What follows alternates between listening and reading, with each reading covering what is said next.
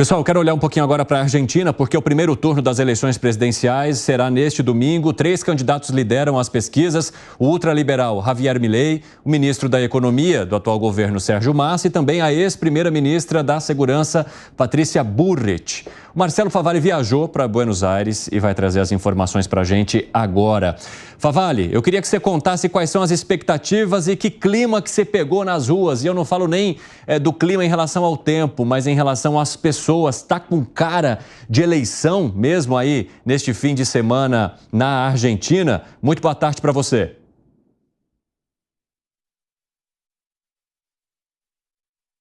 Puxa vida, bem na hora que a gente vai conversar com o Marcelo Favalli, o sinal trava, pessoal.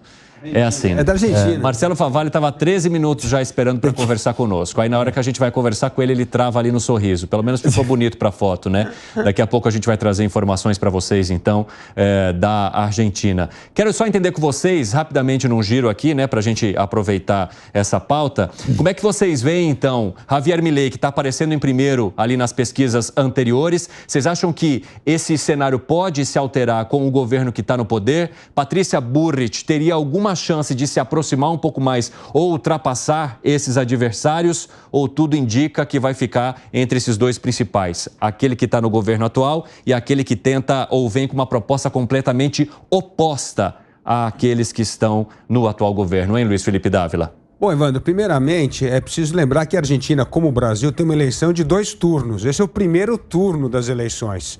E as pesquisas dão, hoje em dia, um resultado muito apertado entre os 3, a Patrícia Bullrich, o Milei e o Sérgio. Agora, qual é o problema? O problema não é quem vai vencer a eleição, o problema é a encrenca que o próximo presidente vai pegar para resolver a Argentina com 115% de inflação, uma economia destroçada pelo peronismo, esse populismo de esquerda que arruinou a Argentina. Essa é a verdade. A Argentina era uma das maiores potências econômicas do mundo, foi arruinada pelo peronismo durante todos esses anos. Para vocês terem uma ideia, quando acabou a Segunda Guerra Mundial, a reserva da Argentina era do tamanho do Marshall Plan que os americanos haviam feito para recuperar a Europa. O Perón destruiu toda essa reserva. Então, mostra o que é esse populismo de esquerda. Então, o problema é quem herdar essa grande confusão da Argentina vai ter uma grande encrenca pela frente. E aí vai ter que deixar de lado a questão eleitoral e olhar para esse grande desafio. Mas a eleição na Argentina está muito apertada, aquela folga que o Milei parecia ter, não parece que hoje registra nas pesquisas, e esse é o primeiro turno. Então, vamos ver quem serão os 2 candidatos que vão para o segundo turno, é isso que vai decidir esse domingo. Alan Gani, Luiz Felipe Dávila traz um ponto muito importante, né? Sendo você de ultradireita, de esquerda, de centro, você vai pegar uma bomba nas mãos. Que pena que o nosso argentino não está aqui para comentar isso hoje, mas a gente tem gente muito bem preparada aqui para poder trazer esse debate para jogo. Fala, Gani. Pois é, Evandro, a Argentina ela tem que passar por uma espécie de plano real que o Brasil passou. Então, um plano para combater a inflação, e isso, infelizmente, passa por elevadas taxas de juros. A Argentina tem taxas de juros reais negativas, isso não condiz com a elevada inflação que tem o país. Não vai conseguir controlar nunca esta inflação, faz controle de preços que acaba apenas potencializando a inflação. Lembra muito o Brasil da década de 80. Precisa passar por um ajuste monetário capaz de controlar a inflação, mas também um saneamento das contas públicas, porque não adianta nada você fazer o ajuste monetário se o governo continuar extremamente gastador. A política monetária não vai fazer efeito e vai potencializar a inflação. Vai ter que passar por um ajuste doloroso, assim como o Brasil passou pela década de 90, mas é isso que vai trazer um crescimento mais sustentável a médio e longo prazo para o país. O desafio é enorme, seja quem ganhe essa eleição. E você, Fábio Piperno, como que analisa esse desafio? O desafio é imenso. Desde a segunda metade dos anos 40, a Argentina procura alguma solução. O Dávila lembrou aí a ascensão do Perón, quando acabou a Segunda Guerra Mundial. A Argentina era a 6ª maior economia do mundo. E depois, com a ascensão do peronismo de todas as outras correntes que vieram depois, a Argentina entrou numa decadência danada. Lembrando que, na época do Perón, inclusive, a Argentina recebia de braços abertos fugitivos nazistas, né? Adolf Eichmann, inclusive, foi sequestrado em território argentino, levado para lá. O peronismo, ele sempre incluiu correntes de esquerda, como os montoneiros, até correntes de extrema-direita, como a AAA, Aliança Anticomunista Argentina, liderada pelo bruxo Lope Vega. Então, é muito difícil definir o que é, de fato, peronismo, que, aliás, tem 2 candidatos agora. O que está em 4º lugar, o governador de Córdoba, com mais de 10%, também é do Partido Justicialista, o peronismo. E a Argentina foi destroçada aí por muitos governos, a direita, a esquerda, aliás, governos militares tenebrosos, antes disso, depois disso. Aí teve uma breve recuperação com Menem, depois cai de novo. Em 2001 para 2002, a Argentina teve 5 presidentes em um ano, teve de tudo, né? A partir da queda lá do De la Rúa e a ascensão do Duhalde, né? Nesse meio, a Argentina teve de tudo. Enfim, presidente que ficou uma semana. Então, a Argentina tem, no campo político também, um período trágico e, obviamente, isso destroçou a economia do país. Então, qualquer que seja o eleito, vai ser muito difícil e muito longo, para não dizer doloroso, esse processo de recuperação. Quer arrematar algo, Dávila? Não, fazer um complemento ao que o Piperno falou. Olha, a Argentina era a 6ª economia do mundo depois da Segunda Guerra. Hoje, o PIB da Argentina é metade do estado de São Paulo. Puxa. Pra ter uma ideia, o que aconteceu com a Argentina nesse tempo? Governada por esse peronismo desastroso. E o Alan Gani trouxe um ponto fundamental, que é a questão fiscal. Gente, não dá para derrubar taxa de juros nem na Argentina, em nenhum lugar do mundo, se não tiver ajuste das contas públicas. E aqui vale a pena lembrar um exemplo brasileiro, né? No governo Temer, que nós fizemos a primeira reforma importante para reduzir a despesa pública, que foi a reforma da Previdência, a taxa de juro real do Brasil era de 2%. Hoje é de 5%. Por quê? Porque o Brasil está, de novo, na ladeira abaixo na questão fiscal. Então, assim, se a gente quiser ter taxa de juro baixo, que é fundamental para o povo, o que a gente precisa é fazer ajuste fiscal, aqui e na Argentina. Esse vai ser o grande desafio do próximo presidente da Argentina, como será o grande desafio do Brasil a partir de agora, mas principalmente de 2024. Piperno, só vou abrir mais um espacinho para você, porque eu percebi uma reação sua durante a fala aqui do Dávila. Que foi?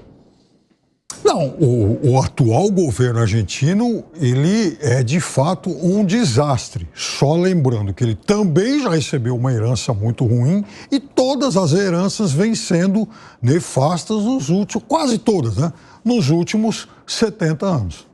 Gani? Olha, eu acho que as diferenças ideológicas, elas vão ter que ser meio deixadas de lado na Argentina para fazer esse ajuste, Evandro. Foi mais ou menos quando o Fernando Henrique assumiu o seu primeiro governo, ele disse o seguinte: bom, esqueçam tudo que eu escrevi. Ele fala algo mais ou menos assim, né?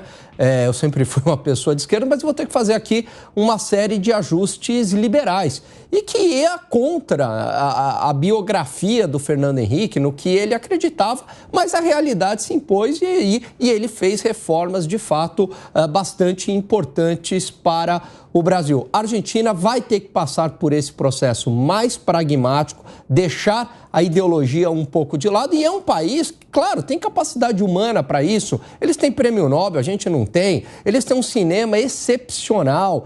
Eles têm uma população...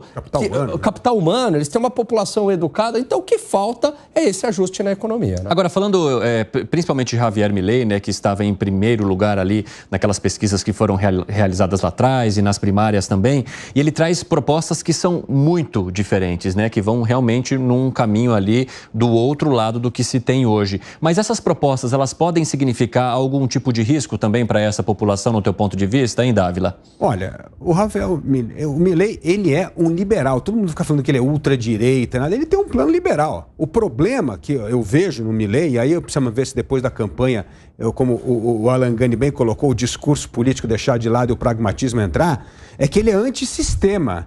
E justamente a diferença entre ele e Fernando Henrique é que Fernando Henrique tinha enorme apreço pelo fortalecimento das instituições. Nós precisamos de um presidente da Argentina que tenha essa importância, da importância das instituições para fortalecê-las e aí sim para um plano real dar certo. O plano real jamais teria dado certo se alguém fosse antissistema. Então, o grande cavalo de pau que o Milei vai ter que dar se ele vencer a eleição é se tornar um fortalecedor das instituições e não uma pessoa que queira detonar com as instituições. Fábio Piperno, e esse possível cavalo de pau poderia esbarrar de uma maneira bem intensa também aqui no Brasil? Claro, o Brasil tem no mercado argentino, por exemplo, um mercado importante para suas exportações. A indústria automobilística do Brasil, esse ano, ela já acusa aí um resultado muito ruim, muito abaixo, principalmente no seu comércio externo, exatamente por conta disso, porque perdeu seu grande mercado exportador. Então, é claro que são economias com um razoável grau de integração. Os dois são as duas maiores economias do Mercosul, que agora, inclusive, negocia com a União, enfim, um acordo lá com a União Europeia. O Milei é contra isso, os outros não. Então, é óbvio que, assim, há muita diferença do Milei para os outros candidatos, inclusive a própria Patrícia, que é uma candidata lá de um governo de direita moderada, né, que foi no passado, enfim, ministra lá do presidente Macri, mas que mesmo entre ela e o Milei há diferenças notórias, né? Até porque ela em momento algum prometeu fechar o Banco Central. Fala, Gani. Olha, embora o Milei ele tenha essas propostas, esse discurso e que poderia, em tese, prejudicar relações comerciais com o Brasil, afundar o Mercosul, aliás, o Mercosul já é meio que afundado, né?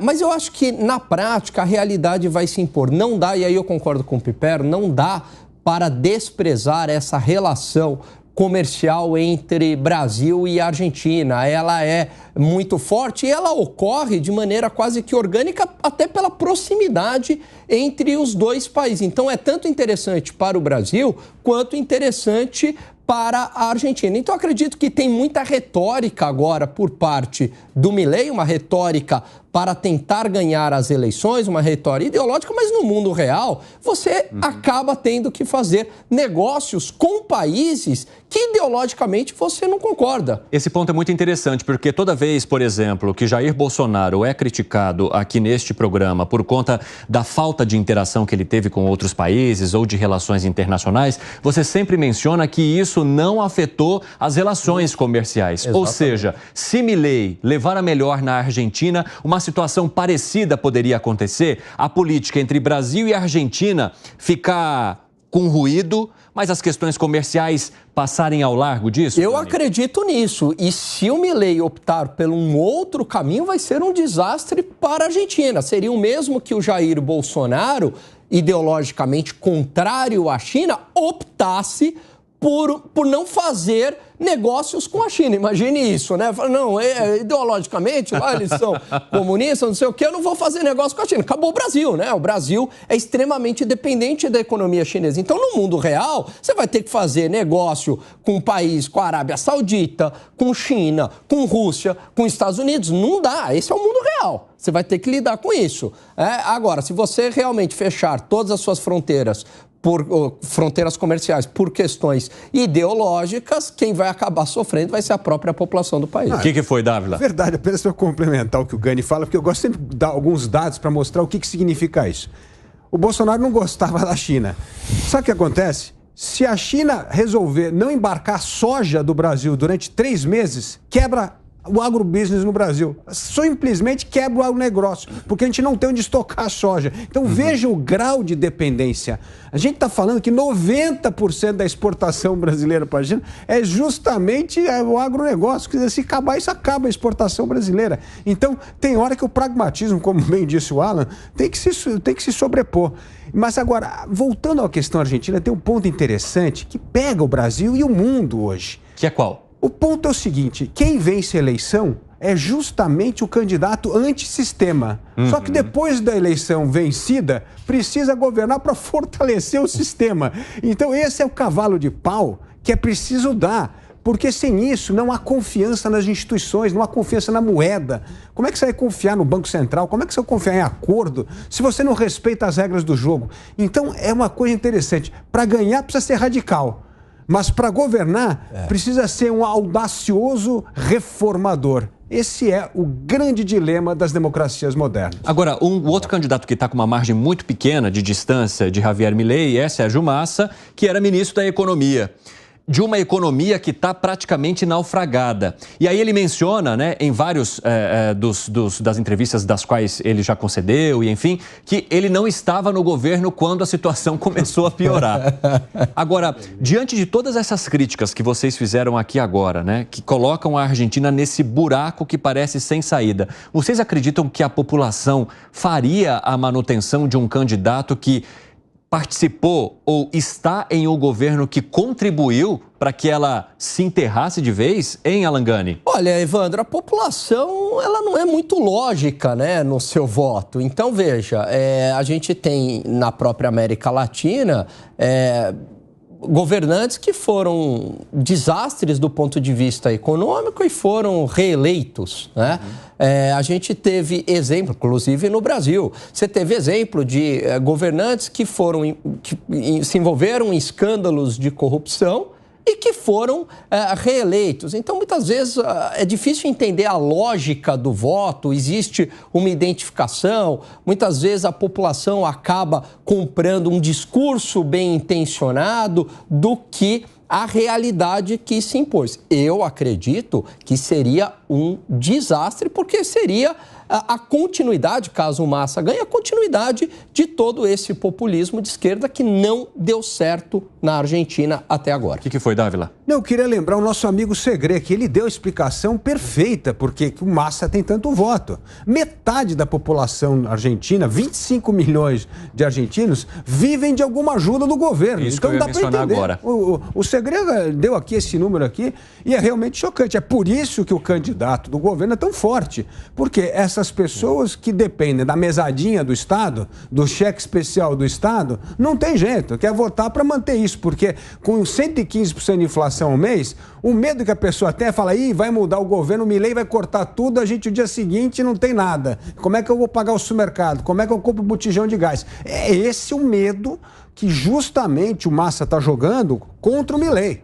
Para dizer, olha, esse cara não pensa em você que recebe dinheiro do governo. Então, é por isso que se explica o sucesso, entre aspas, do Massa na eleição e por isso que as pessoas ignoram que ele é, sim, responsável pela situação dramática que a Argentina está vivendo. Piperno, era este ponto que eu tocaria com você, porque a gente está falando de um país que dá subsídios, inclusive para contas comuns, como conta de energia, de água, e subsídios que muitas vezes ultrapassam os 80%. Isso é o que poderia levar, de fato, à manutenção desse ex-ministro da Economia, que agora concorre à presidência da República?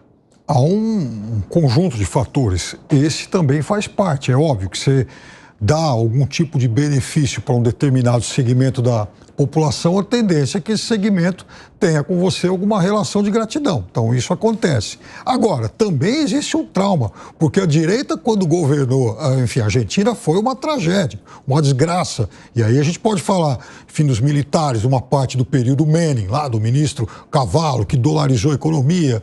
Depois, recentemente, o Macri não fez um bom governo. Então, a Argentina, há muito tempo, ela não tem bons governos.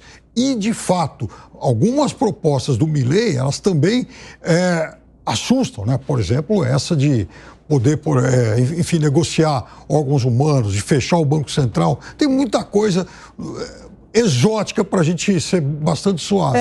Agora, também tem uma questão, para mim, do ponto de vista eleitoral, que ela é muito clara. O peronismo e esse pedaço do peronismo que o Sérgio Massa representa, e veja, ele não é alguém que tenha de tanta ligação, por exemplo, com Cristina Kirchner, muito pelo contrário, já tiveram brigas, já tiveram, enfim, vários distanciamentos ao longo do tempo. Mas ele tem uma parte desse peronismo, assim como o governador de Córdoba, que é o quarto colocado. Então, se ele não passar para o segundo turno, e existe essa possibilidade, geralmente, e aí esse é um exemplo que se repete, um exemplo que se multiplica mundo afora, esse segmento que reúne um contingente maior de eleitores de esquerda, quando há uma situação de segundo turno entre direita moderada, no caso da Patrícia, e extrema-direita, ele vai e descarrega na direita moderada. É a grande chance da Patrícia ganhar a eleição. Se ela for para o segundo turno, mesmo como segunda colocada, ela tem uma imensa chance de ganhar a eleição. O contrário já não acontece. Se o Massa for para o segundo turno e a Patrícia ficar fora, esse eleitorado moderado dela tende a se dispersar e boa parte dele deve apoiar o Milei. Por isso que nessa combinação de Milei versus Massa, o Milei é franco favorito. Não, é que tem a diferença. A questão que me intriga um pouco é o fato do moderado normalmente não ser a escolha aqui na América Latina, isso em vários países. Mas... Isso aconteceu no Brasil bastante também nos últimos tempos. Não, primeiro, Piperno, que a direita não governa no Brasil. Aliás, se você considerar a direita o governo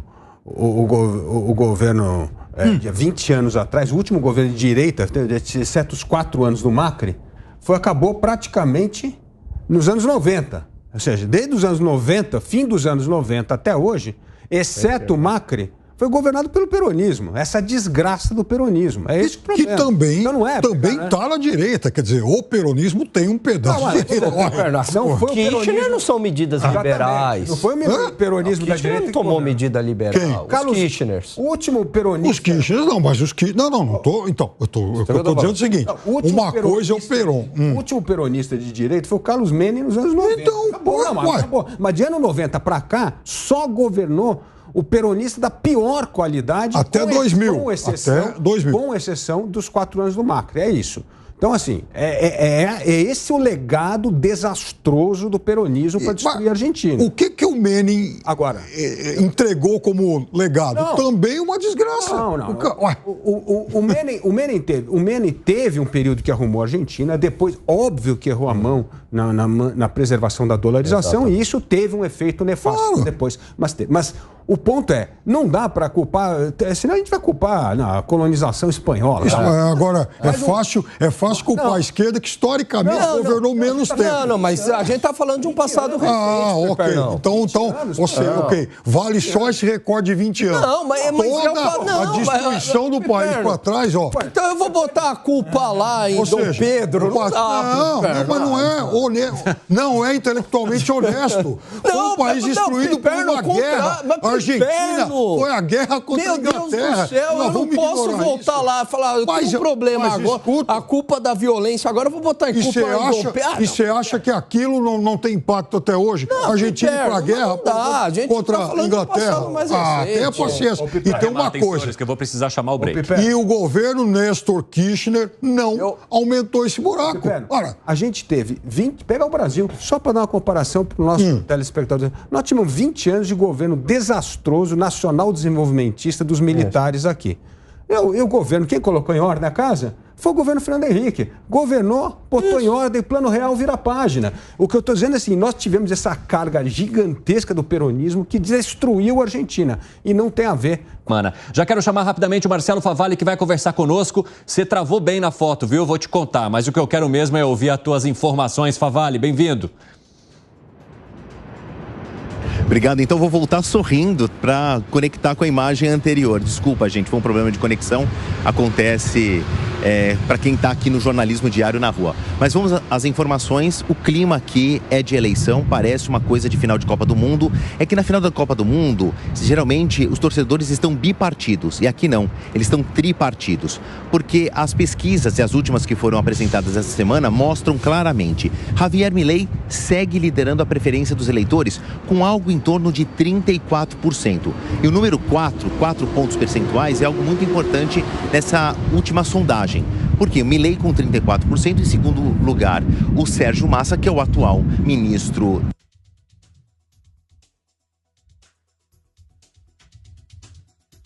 Ixi, o que aconteceu? Eita, Laia!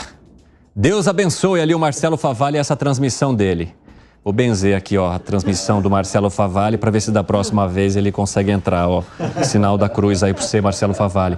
Gente, só para a gente arrematar então esse tema da Argentina, ele mencionando que até agora Javier Milei ainda aparece à frente nas pesquisas. Mas é claro que até... Voltou? Vai lá, Favalli. Vamos... Depois eu dei essa benzida aqui no C e aí funcionou. Então eu acho que agora vai.